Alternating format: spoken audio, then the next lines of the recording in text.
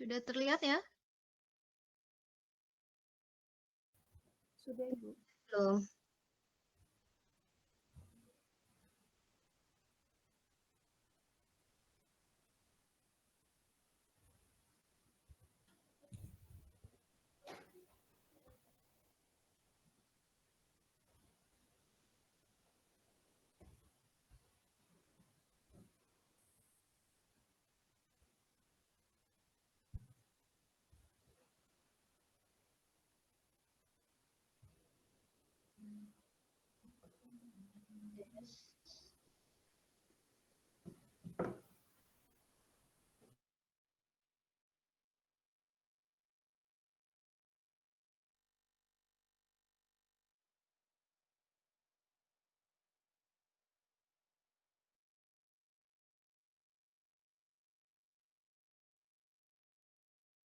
Udah kelihatan tapi nggak bisa di ini ya, nggak bisa pindah-pindah ya.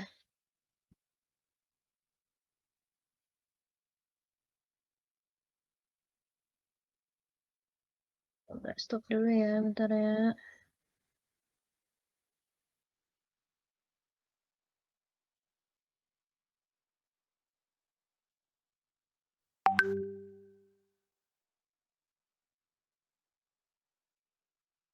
Sama ya.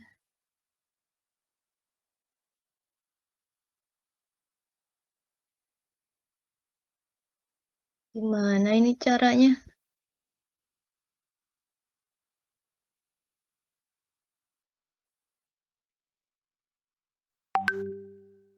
Kenapa ya? Kok begini kali ini ya? Share screen.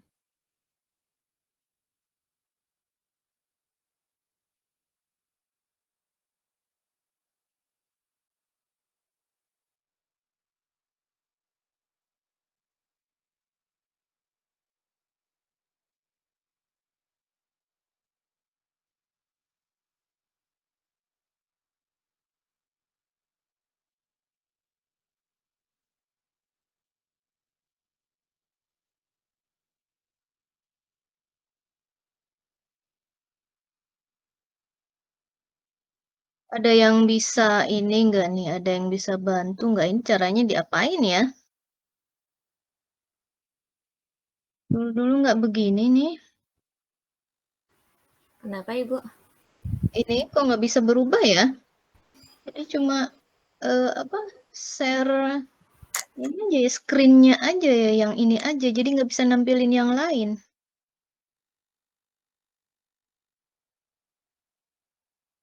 PowerPoint-nya nggak bisa di ketik. Oh ya begini ya. Ini lagi ya, Ibu balikin nih.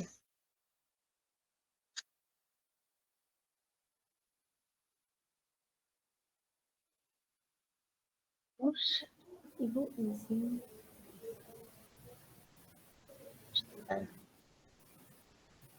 nah, udah kelihatan belum?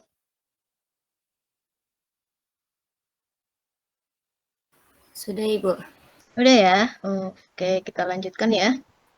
Pertemuan minggu kemarin tuh kalau nggak salah sampai pembukuan dan pencatatan ya, tapi sudah sebagian dijelaskan. Oke. Ini kemarin, nah kalau nggak salah ini juga udah ya, syarat pembukuan. Oke, jadi untuk akuntansi perpajakan itu intinya adalah kita mengakuntansikan gitu ya kegiatan-kegiatan yang berkaitan dengan pemotongan ataupun pemungutan pajak ya. Nah, untuk pemotongan atau pemungutan pajak itu syaratnya adalah ya kita harus punya dasarannya ya, perhitungannya dari mana gitu ya.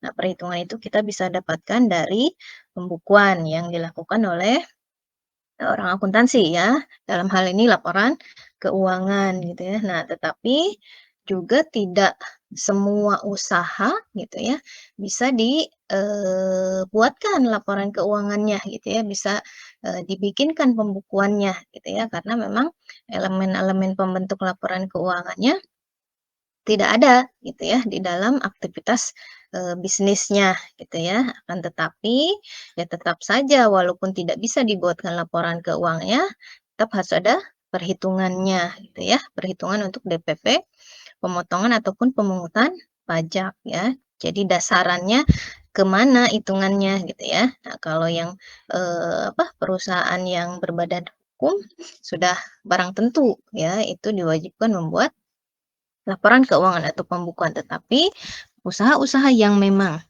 masih relatif kecil gitu ya, memang tidak, bisa dibuatkan pembukuan, maka diperbolehkan dengan melakukan pencatatan kemarin ya. Catatannya di sini menghitung, pajaknya gitu ya, bisa dengan, NPPN ya, norma penghitungan penghasilan neto ya. Nah, kita lihat dulu untuk syarat pembukuan ya. Syarat pembukuan yang pertama harus memperlihatkan, itikad baik ya. Jadi kita membuat laporan keuangan itu jangan berdasarkan atas kepentingan tertentu ya, kepentingan kita sendiri ataupun kepentingan, pihak-pihak lain ya, tetapi memang berdasarkan, kepentingan perusahaan ya. Dalam hal ini menghitung laba rugi perusahaan.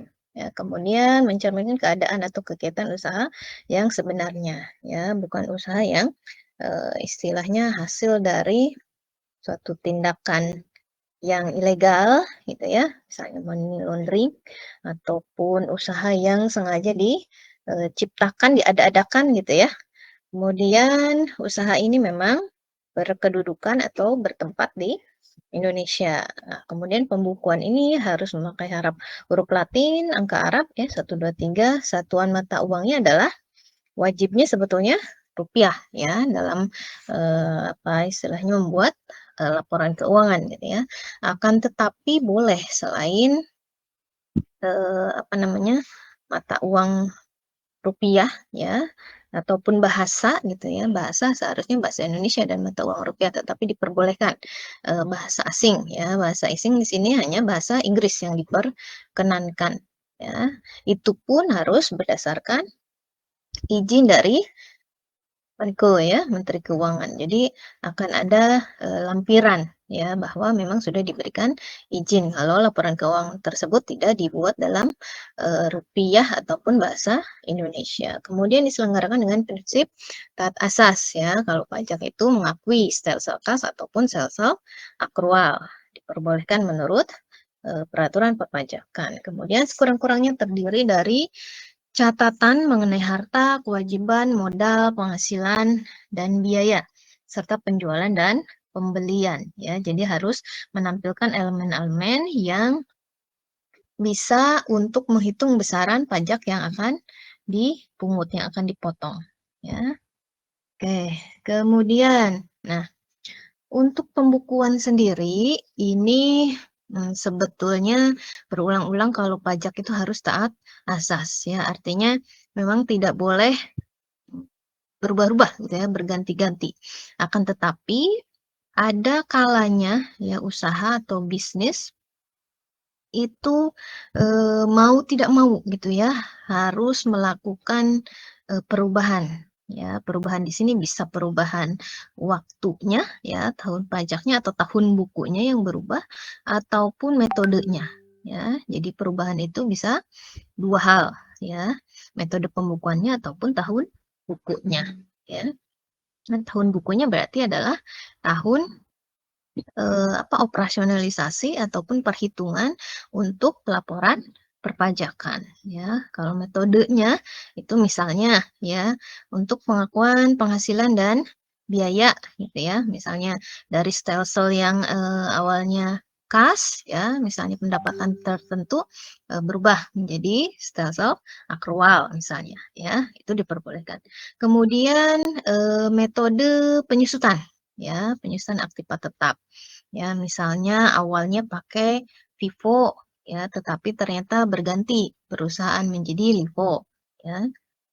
Itu diperbolehkan. Kemudian yang, berikutnya adalah penilaian persediaan, ya. Misalnya awalnya adalah perpetual gitu ya, kemudian ganti jadi, average gitu ya, moving average. Nah, itu diperbolehkan, asalkan memang ada persetujuan dari DJP ya, Direktorat Jenderal Pajak.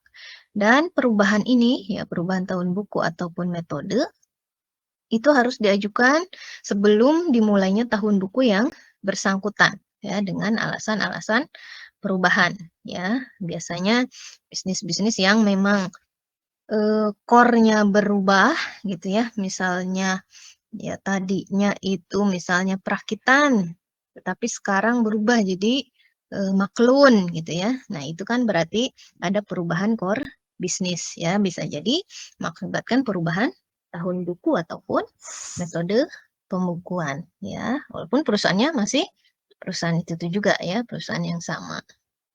Oke, itu mengenai perubahan di dalam pembukuan ya, ada dua hal. Kemudian beralih ke pencatatan ya. Nah, kalau pencatatan adalah peredaran atau penerimaan bruto ataupun penghasilan bruto. Jadi apapun yang didapatkan ya, entah itu pendapatan, entah itu penghasilan, yang jelas menambah kemampuan ekonomis gitu ya, tetapi itu sifatnya bruto ya, sifatnya kotor. Ya, jadi yang ada dalam pencatatan adalah penerimaan-penerimaan yang sifatnya kotor gitu ya. Nah, ini sebagai dasar untuk menghitung jumlah pajak terutang ya. Jadi DPP-nya kalau untuk pencatatan itu adalah penerimaan kotor ya. Nah, tetapi di dalam pencatatan itu sendiri hampir sama dengan di pembukuan ya. Kalau di pembukuan sudah barang tentu akan gamblang ya, semua operasionalisasi perusahaan akan terbaca ya di dalam laporan keuangan. Tetapi di pencatatan pun sama ya, karena di dalamnya harus juga termasuk seluruh aktivitas ya di usaha itu ya, baik yang merupakan objek pajak ataupun yang bukan gitu ya, itu harus juga dicatatkan ya, dilaporkan ataupun misalnya ada penghasilan-penghasilan yang memang sudah dipotong PPh final ya, itu pun harus tercatatkan ya. Oke, kemudian nah berkaitan dengan pembukuan ataupun pencatatan ada dokumentasi gitu ya, baik itu memang sifatnya hard file ataupun soft